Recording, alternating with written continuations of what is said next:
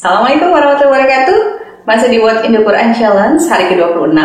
Seperti biasa kita buka dengan basmalah. Bismillahirrahmanirrahim. Lanjutkan dengan salawat. Allahumma sholli ala sayyidina Muhammad wa ala ali sayyidina Muhammad. Hari ini kita akan membahas tentang kapal yang kita ambil dari surat yang sama dengan bahasan laut kemarin, yaitu surat Al-Baqarah ayat 164. Masih ingat bahasan tentang laut kemarin? Mana salah satu manfaat laut adalah sebagai jalur transportasi air. Sebagai khalifah yang berakal, kita diberi kesempatan sangat banyak oleh Allah untuk mengadakan perjalanan di muka bumi ini, baik melalui udara, daratan, dan juga lautan. Nah, teman-teman, hal ini agar kita dapat menangkap tanda-tanda kebesaran Allah dan kita semakin bertakwa kepada Allah. Pada perjalanan melalui laut, Allah memberikan ilham kepada kita untuk menciptakan alat transportasi, yaitu kapal yang dapat membantu kita untuk memenuhi kebutuhan hidup kita. Ini sesuai dengan surat An-Nahl ayat 14 yang isinya adalah, dan dia menundukkan lautan untukmu agar kau dapat memakan daging segar atau ikan dari dalamnya, kemudian mengeluarkan perhiasan untuk kau pakai, dan untuk melihat kapal berlayar di atasnya sehingga kau dapat mengambil sebagian karunia-Nya dan menjadi hamba-Nya yang bersyukur. Nah, teman-teman, kapal bergerak atas izin Allah dengan adanya ombak besar dan ombak kecil, di mana ombak-ombak itu digerakkan oleh angin yang bergesekan oleh permukaan air laut. Selain itu juga oleh tarikan gravitasi matahari dan bulan pada bumi, sehingga tercipta gelombang yang kita kenal dengan gelombang pasang surut. Selain memudahkan manusia untuk membantu memenuhi kebutuhan hidupnya, Allah juga memberikan petunjuk kepada Nabi Nuh agar menjadikan kapal sebagai penyelamat kaum beriman pada masanya.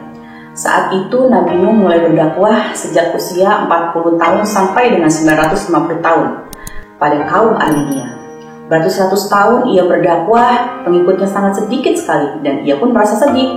Ia mengadu kepada Allah, sehingga Allah menyuruhnya untuk membuat kapal yang besar yang bertujuan pada kapal itu nanti ia dan para pengikutnya akan naik, karena Allah berencana untuk mengirimkan air bah sebagai azab kepada kaum Armenia yang tidak mau menyembah Allah. Pada saat proses pembuatan kapal itu, Nabi Nuh masih terus berdakwah dan mengajak mereka untuk bertobat dan kembali menyembah Allah. Tapi mereka mengabaikan, malah memperolok-olok Nabi Nuh. Hingga pada hari azab itu tiba, Nabi Nuh bersama dengan para pengikutnya naik ke kapal. Ia juga memasukkan beberapa jenis hewan, di mana masing-masing jenisnya berjumlah sepasang. Lalu saat kapal itu tertutup pintunya dan air bah itu turun dari atas langit maupun juga dari bawah tanah, lalu kemudian semua kaum Armenia pun ikut binasa tenggelam bersama air bah tersebut. Saat kapal Nabi Nuh terombang-ambing oleh ombak yang sangat besar, ia melihat anaknya sedang berusaha menyelamatkan diri ke atas gunung. Ia pun berusaha untuk menolong anaknya tersebut dan menawarkan untuk naik ke kapalnya dan beriman kepada Allah. Tapi anaknya menolak, teman-teman, sehingga anaknya pun ikut tenggelam bersama air bah. Lalu Allah menghibur Nabi Nuh dengan mengatakan, siapapun yang tidak beriman kepadaku sesungguhnya bukan bagian dari keluargamu. Masya Allah, luar biasa ya teman-teman, pelajaran yang kita bisa ambil dari kapal. Kita cukupkan dulu kisah kita hari ini dengan membaca hamdalah Alhamdulillahirrahmanirrahim. Ditutup dengan doa kafaratul majelis, Subhanaka Allahumma wa bihamdika asyhadu alla ilaha illa anta astaghfiruka wa atubu ilaik. Jangan lupa klik tombol like, share, dan subscribe. Stay at home, stay safe, gunakan masker saat keluar, cuci tangan pakai sabun ya. Insya Allah kita ketemu lagi besok. Assalamualaikum warahmatullahi wabarakatuh.